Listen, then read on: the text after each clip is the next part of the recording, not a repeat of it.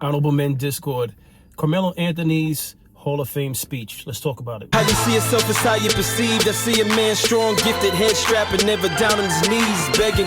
Gotta make a way, even in my darkest hour. Say the odds against me was new. I would never cower. As always, welcome back to another episode. If you haven't already, hit the subscribe button, hit the like button, and by all means, if you have something you'd like to share, I'll see you in the comment section. So, last weekend, Carmelo Anthony was inducted into the NBA Hall of Fame out in Springfield, Massachusetts. And there were several things that he covered in his speech. His speech was actually lengthier than I thought it would be, because Carmelo, throughout his career, he seems to be a person that is not one of many words. He covered a few things. Some things that he covered, it seems as though fans have an opinion on it. They're kind of confused by it. One of which was his shout out to Puerto Rico.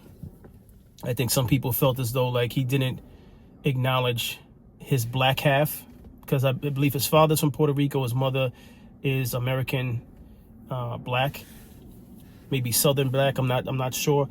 But another thing that people were up in arms about was the fact that they said he didn't mention Lala Anthony's name. Now, I had to go back and listen to some old clips to see what exactly he said, and I want to post some of those clips, and I'm going to post it right here.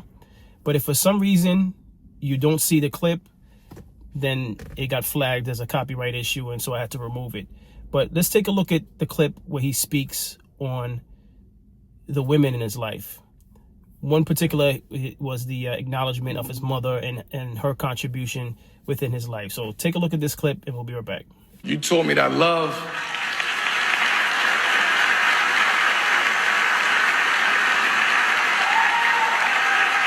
She crying.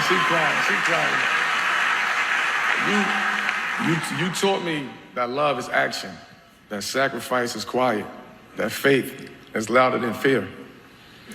To every woman watching tonight, this moment is yours too. You are not behind us. You're not beside us. You're the reason we rise. You don't just shape homes, you shape legacies. My mother was the first one to show me what sacrifice looks like. No spotlight, no praise, just love in its purest form. You're the reason I'm standing here, man. The sacrifices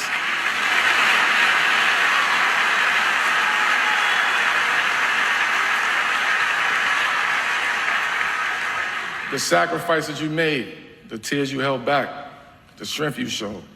I felt it every time I laced up my sneakers. You are my hero. And now, as a man, I see how powerful that was. That was Hall of Fame worthy too. All right, so that was his acknowledgement, not only to his mother, but his acknowledgement towards women. He gave a shout out to single mothers and the rough role that they play in the children's lives and in this world. So, he definitely saluted women, but at no point did he ever mention Lala's name in particular. So my thought on that is this. The first thing I noticed when I tuned into the recording of the event, because I didn't watch it in real time, I caught the recorded, edit of the whole entire speech. And the first thing I was looking for was to see whether or not Lala Anthony was sitting next to any one of their kids, which she was not. Turns out she wasn't present. I don't know if she had some prior engagements that she's working on, but she wasn't there. So from the time I saw that she wasn't there, when I see things like that, it sets the tone for the thoughts that I may have thereafter. Which one, if she's not there, what caused her not to be there? Did he ask her not to be there? Did he ask her and she chose not to be there? There's a lot of variables that no one knows. So before I could have an opinion on this and assume he intentionally left her out, we don't know the scope of the interaction that they had. Clearly, they're going through a divorce, if not already divorced by this time. But let's just say he invited her and she said, I'm not going. Would it be wrong for him not to mention her name at that point? Or if he invited her and she decides not to go, if he doesn't mention her name, would that make him petty for not doing that? What if he asked her not to go and that's why she didn't show? We don't know what their interaction is during this time of getting a divorce. We don't know what their communication level is like. You know, I did an episode on Brittany Renner and PJ Washington. And although PJ Washington moved on, he has a wife and he has, you know, he's moving on in life, you know, new contract.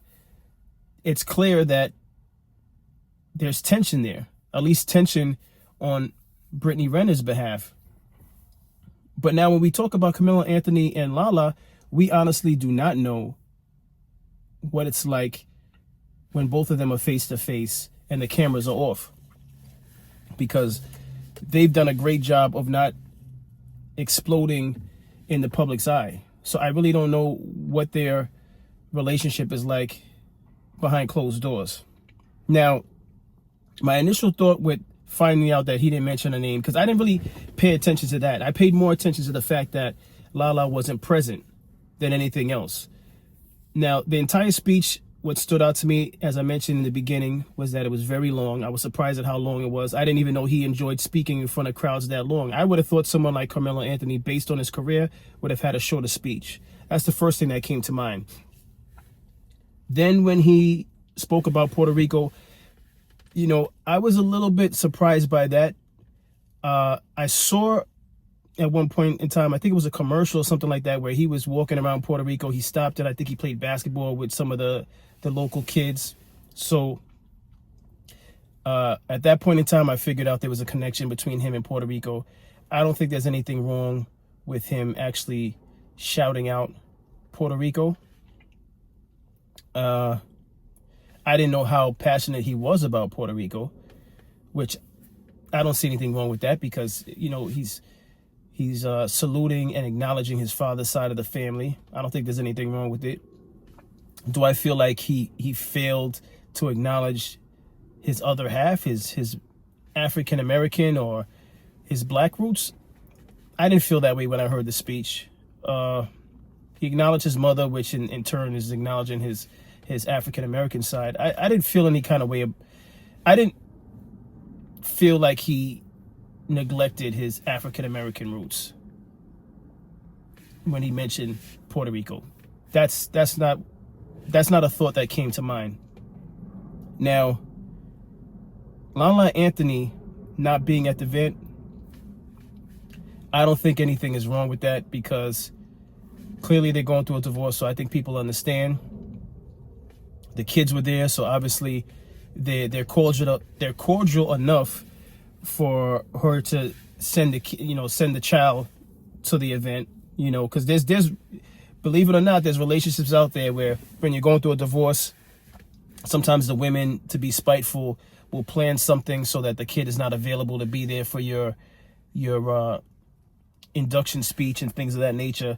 But clearly they were able to come to some type of agreement where their son was present for the acceptance speech. So I don't think there's a big issue with the fact that she wasn't there, you know, because if maybe he doesn't want her there. Let's just be honest. Maybe he doesn't want her there, and since it's his moment, if that made him feel better to give the speech without her being there, if it made him feel better to not mention her, then I don't see anything wrong with it. Does she mind not being mentioned, with her name being mentioned? That's a question that maybe she'll answer at some point in time. I don't know if she minds. Now, I'm sure there's a group of people that may look at it like, well, Lala, I know this is going to sound like that famous Drake line about she wasn't with you when you were shooting in the gym, but just keep in mind, this is about his basketball career. This is not about him as a father. Now, obviously, Carmelo Anthony is more than just a basketball player. He's a father, he's a son, he's a friend. But in terms of what he was there for, it's about his work on the court. It's about his career. So although I'm sure Lala Anthony did an exceptional job at the time when they were married as a mother, as a spouse at some point in time before it went left, this was not about Carmelo Anthony, the husband. It was not about Carmelo Anthony, the father. This is about Carmelo Anthony, the player who played on various franchises, right? The Knicks, Denver, LA. That's what this was about. So I think we just need to keep it in perspective and just acknowledge what he was there for. And as long as we keep that in mind, I think we can all see past whether or not he mentioned Lala's name or not, or whether or not she was present. Okay? I think it would have been more of an insult if Lala was present and he didn't give her an acknowledgement. But it kind of goes hand in hand. If she wasn't there and he didn't mention her, obviously maybe something behind closed doors was said between the both of them in communication, and they both felt it was in the best interest for her not to take part. And sometimes it's best that he doesn't acknowledge her, especially if the state of the relationship is not going well. It's best to not say anything than to be phony. And he doesn't seem like a phony person. So if things aren't going well between the two of them, and he chose not to mention her name, he did choose to mention single mothers and the women out there in the world that are doing amazing feats. So maybe that was his way of somewhat acknowledging her. What's your thoughts on this? Do you think it was acceptable that he didn't mention Lala's name? Do you think it's acceptable? Do you think it's unacceptable? What's your thoughts on this? My thoughts is, again, in the scope of why he was there, why he was at Springfield, Massachusetts, he was there for the Hall of Fame. He was there to acknowledge his time as an NBA player.